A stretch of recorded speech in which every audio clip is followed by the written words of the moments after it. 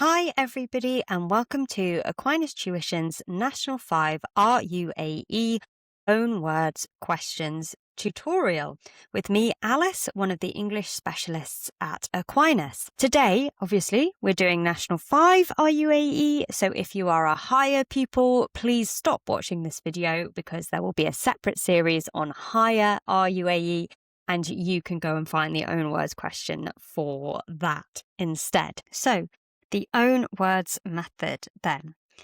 Essentially, in own words questions, you have to figure out what the key idea in the relevant quote for the specific question and figure what that key idea is and then pop it into your own words. It sounds very simple, and it is, but there's a few things that you need to remember. The first thing is that you don't have to change every single word into your own words. Words like he, she, I, you, etc. You can keep those because if you change those things, it would sound pretty silly and probably not make sense at all. There are also a few instances of words that you're actually not necessarily going to be able to change, and you can keep them as long as that main idea of the specific quote has been changed by you. And I've got an example of that in a question that we're going to do in a little bit. So watch out for that. The key thing to remember then is that you need to identify what the key words are in the specific quote, and you need to change those ones. Now, it's really important to be aware that approximately half of the RUAE marks at National 5 are on own words questions. So it's something that I really encourage you to make sure that you understand, that you feel confident with, and that you practice a lot. One of the best ways to be able to answer these questions is to have a good, wide vocabulary. And the best thing that you can do to do that is to read widely. I'd be advising you to make sure that you're either reading a novel or you're reading some non-fiction or you're reading online, maybe for half an hour a day as you're getting towards your exam, because the more that you can enhance your vocabulary, the better that you're going to be at these types of questions. So that is one of my top tips for this exam. So, I've got an example here for you. I wanted to use an example from an actual National 5 past paper. This is the 2023 one, and it is about a children's show called Bluey, which is an animated one, and it's Australian, and it is actually pretty good. So I agree with what this writer is saying. Here is the first question in that paper. Let's have a look at the question together. Using your own words, as far as possible, explain what impression the writer gives of the TV show Bluey. You should make 2 key points in your answer, and it's asking you to look at lines 1 to 5, and it's worth 2 marks, which obviously they've also highlighted to you. Now, one top tip that I would say to you just when you're going into the RUAE paper is the first thing that I would actually do while I'm reading the article is I would also label which lines relate to which question. I've marked lots of RUAE papers in the past, and I have always been really sad when a pupil has accidentally written on the wrong line numbers but answered really, really well. We just can't give them the marks. So if, for instance, this was like a 5-mark RUAE question, that's quite a lot of marks to lose just because you've done it on the wrong part of the passage. So I always encourage my pupils to literally go through the past paper, do a kind of big bracket like this, and label next to it which question that part of the paper relates to. So that basically means that when you're in the exam and you're under the pressure, you know that you're answering on the right part. You know that you're not going to lose silly marks because you've answered on the wrong part. Okay, so just a little top tip for you. So there, I've done my example. I've done my big bracket. I've written number 1 next to it. I know, right, that relates to question 1. So back to the question. Own words, explain what impression the writer gives of the TV show Bluey. So the question is basically asking us, what does the writer kind of tell us about what the show's like? You know, what impression is it giving us? Let's have a little look at potential quotes that we could pick out that would be good to change into our own words to answer this question. So I'm looking at like, what's this writer kind of giving us a sense of in relation to the show Bluey? Okay, Bluey is the best show on television. What a great quote, okay? Literally in the first clause of the first sentence, it's saying it's the best show on television. That's a really, really clear impression of the show. But nothing about it would suggest that this is the case. It's a simple animation designed for preschoolers about the adventures of a family of Australian blue heeler dogs. So I've underlined a few more things there that we could use because they're telling us a little bit about what the show's like. Made up of a Bluey, a 6-year-old, her 4-year-old sister Bingo, and her parents. Imagine The Simpsons if everybody liked each other, or Peppa Pig if the father was a functional member of society, and that's Bluey. Again, I've underlined a few more quotes that could be useful, but I actually think the best quotes to answer this question, or the easiest quotes to answer this question, are in these first couple of lines. So I'm going to show you an example answer on the next slide.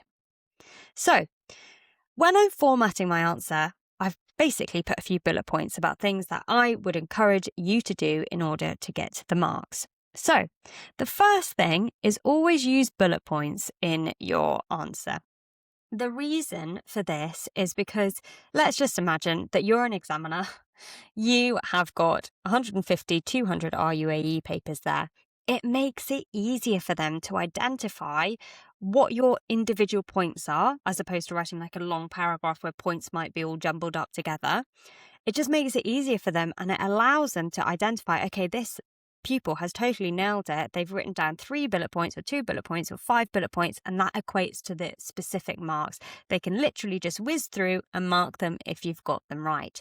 It also makes it easier for you to identify, okay, right, yeah, this was worth 3 marks and I need to do 3 bullet points. So there you go. I'm writing down my 3 bullet points. I've targeted those marks. So in own words questions, you need to do 1 bullet point per mark. This is slightly different for analysis questions, but we're going to be thinking about that next week. So don't worry about that now. For own words questions, if it's 3 marks, if it's 4 marks, if it's 5 marks, that means that you need to write 3 or 4 or 5 bullet points, whatever equates. Remember that what you're doing is you're changing the key idea in the quote. You need to make sure that you are using short, concise, and to the point answers. Don't be long and waffly. It's hard to mark, and sometimes you just lose the sense and you won't be awarded the mark. Here are a couple of example answers. So I've chosen the quote, Bluey is the best show on television, and I've changed it to, it's the greatest TV programme. I've identified what the key part of the quote is, that it's the best show, and I've changed that kind of keyword there to greatest. Simple. Next one I've chosen for my second mark is it's simple animation. Okay, again, the key part of that is simple. What's another word for simple? Uncomplicated. Easy peasy, another mark for me there. So I would get 2 marks in that question. You will see that my answers aren't long and waffly. They link to a precise short quote and they're changing the key idea. Now, obviously, for this example in this tutorial, I have chosen a quote and I've written it down and then I've done the bullet point beneath it. That's just for the purposes of you knowing exactly what quote I changed into my own words. In the exam, you don't need to provide the quote in own words questions. It's a total waste of time, okay? You want to be making sure that you're maximizing as much time as you possibly have, so don't do that. All you need to do in own words questions is literally put the idea into your own words. So it's just that second point there that I've just put a bracket around. So just don't worry about doing the other stuff. That's just me giving you an example. Let's have a little look at some of the other possible answers that you could have done for this question. Here's the mark scheme. Pause it and have a little look. As you can see, there are loads of different possible answers for a 2-mark question. I think there's 1, 2, 3, 4, 5, 6, 7, 8 potential bullet marks there. So you've got a lot of options. They are always going to give you quite a lot of options in own words questions. Also note that the quotes that they've picked out are all quite short. They're not long quotes. There was my one. There's another short quote. So as you can see, they want you to be quite precise in your answers. Now, I've got a little bit of a top tip here for you. This is something that I do tell my pupils to do, but only if they've got extra time at the end of the paper. Don't do it as you're going through the paper because you'll probably just run out of time and then you won't be able to answer all the questions, which is not what you want to do. So if you have time at the end of the paper, my advice is to go back through all of your answers and see if you can add in a couple of extra points, because it just kind of protects you. If the examiner doesn't like one of your points, you've always backed yourself up. Now, pupils of mine that I know who've done this, they've often ended up with kind of 27, 28, even full marks in RUAE. So it's just a little tip that I thought I would share with you. But please don't do this unless you've got time at the end of the paper, because it's just more important that you actually get through and you answer all of them. Okay, right, let's have a go at one more question together. So look at lines 18 to 28 using your own words. As far as possible, summarise how the ideas for the show Bluey developed. So there's my little bracket telling me, okay, question 4 relates to these specific lines. Let's underline the keywords in the question. So it's saying, summarise how the ideas for the show Bluey developed. Okay, so it's basically asking us, how did the writer come up with the concept? What influenced him in creating the show? 5 key points. Okay, so that's quite a lot. That's a significant proportion of the marks in the RUAE paper. So you've got to be really, really nice and precise thinking about which quotes we're going to use to change into our own words. So let's have a read through of this together. Brum lived in London for 10 years animating preschool shows, which gave him a starting point for Bluey. Okay, that's quite useful, that first quote, the fact that he animated preschool shows and that this gave him a starting point for Bluey, because it's essentially telling us, okay, his previous experience of animating shows for nursery school pupils gave him a good kind of starting point, a good idea for starting his own show. Although Brum credits many shows as giving him these initial ideas, he says the main 2 are British. Okay, again, quite useful. We're finding out, okay, well, he was influenced by lots of things, but the main things or the main shows that he was influenced by are British shows. I really love Peppa Pig. Okay, helpful. He has told us, right, this is one of the shows in particular, Peppa Pig. He says, I love how quintessentially English it was. Okay, that's quite useful actually for telling us how his idea for the show develops, because he's telling us exactly what he likes about it. The word quintessentially means something that is like so English. Okay, it couldn't be more English than it possibly is. And I felt like I'd love to do a Universal Kids show that had an Australian feel. Okay, again, this is quite useful. From that, he basically decided that he wanted to do something that was applicable to kids all around the world, but maybe had a bit of an Australian feel to it. Again, this is how his idea was developing. And Bluey is distinctly an Australian show, from the setting to the language to the hiring of son Steve Irwin, the naturalist and TV presenter, as a guest star. Okay, that stuff is kind of useful, but maybe doesn't tell us about how the idea of the show developed. It's just telling us a little bit about the show, so maybe not the best. Brum's other influence, Gavin and Stacey, was intended for an older audience. Okay, so we're finding out about another influence for him. It was Gavin and Stacey that helped him develop his ideas.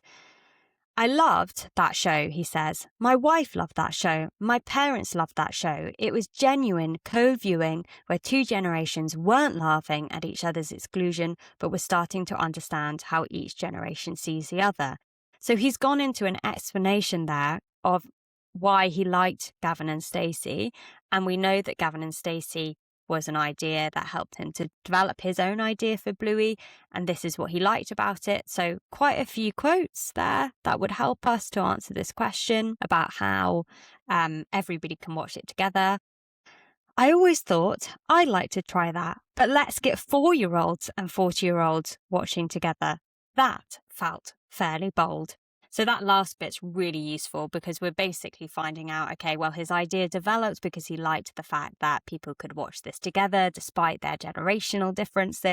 But he basically decided, oh, I want to get 4-year-olds and 40-year-olds watching this together and really enjoying themselves. So again, really clear idea about how Bluey was developed. So let's have a look at a couple of possible answers. These are a couple that I have chosen. Remember that this is worth 5 marks. I've only done 2 here, so I'm going to get you to pause the video and have a go yourself after I've explained mine. So, picked out the quote, "I loved how quintessentially English it was." I thought that was a really good one. It showed really clearly how he developed his ideas for it. He really enjoyed how it was typically English. Okay, this was the example of the quote where I said there's a word in it that you can't change. You can't change the word English. It would sound very weird. It probably wouldn't get you the marks because it would change the entire idea of the quote. So those are the types of words where you just can't change it, okay? And they're absolutely fine. I've checked in the mark scheme with you using the term English, as long as you've changed the kind of core meaning, okay? And he's saying, I loved how quintessentially English it was. So basically, the key bit that I need to put into my own words is I loved goes to really enjoyed. Quintessentially goes to typically English. It was something that was so English. There's an example of me still using a word from the quote, but I've changed the kind of key idea, so I still get a mark for that. Next quote I've chosen was, "It was genuine co-viewing." Again, basically figured out what the key part of that was. Genuine co-viewing. The whole family could enjoy watching it. It wasn't just for kids. Okay, there you go. Easy peasy, another mark. What I want you to have a go at now is pausing this video and having a go at doing 3 more quotes. So hopefully you've got your answers down now. Here's the mark scheme. Lots of different options. Again, if I were you, I'd pause the video. I'm not going to read through every single one. See if you've got the marks, see where you might need to improve.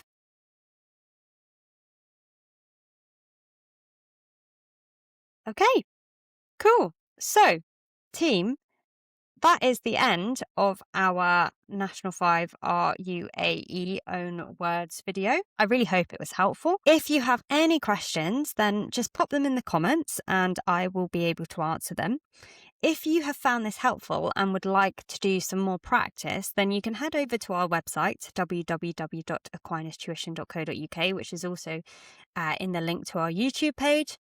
There will be some National 5 RUAE Own Words questions as practice that you can download and use. There's also some revision resources, just general resources in there. Do just download them. Hopefully they can be of use to you.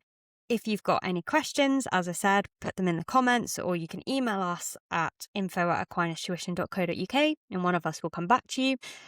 If you need some tutoring, then do get in touch with us. And next week we are going to be doing word choice questions. So I will see you then and hope you have a lovely rest of your week.